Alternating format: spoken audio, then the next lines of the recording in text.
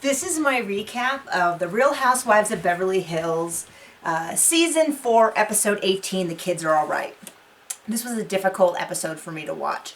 So it opens up the night after the big fight. So all the ladies are sitting around and the men are off playing golf, and they discover that Lisa and Ken have left, and they're all talking about, well, clearly that makes them guilty, and why didn't they just do this, and why didn't they just do that?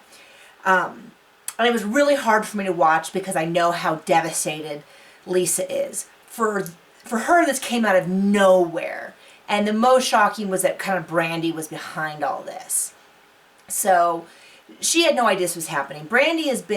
It's clear that Brandi had a campaign to take down Lisa because she worked up everyone about their individual issues. She went to Yolanda and got her worked up about those issues, and then Kim about her issues, and Kyle about this, and she made sure that it would be 4 against 1. It wasn't just going to be her. She made sure that everyone else got dragged into this so they could all kind of attack Lisa, and you even see that with the smirk. And if you go and watch my old recaps, you'll see kind of how I felt about everything that led up to this.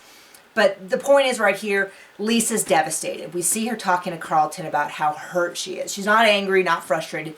She is deeply wounded and hurt by what happened. So I really struggled with the whole rest of the episode.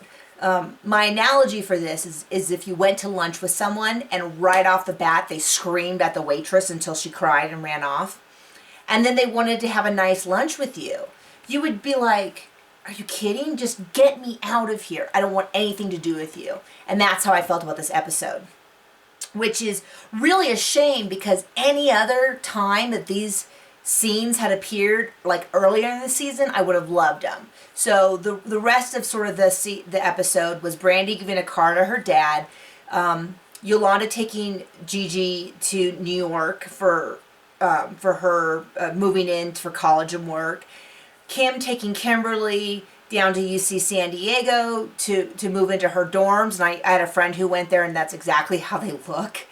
And Kyle taking her daughter to get her ears pierced. Any of those scenes would be warm, heartwarming, endearing, but right now I just couldn't deal with any of them. I actually muted most of them. I just didn't want to hear their voices. I just watched this horrible scene. I watched how mean they were when they found out. When they found out Lisa and Ken left, no one was like, oh, I wonder if she's hurt. They all were like, pfft, and all gloating, and it really was difficult to watch. The one person I have to address is Joyce.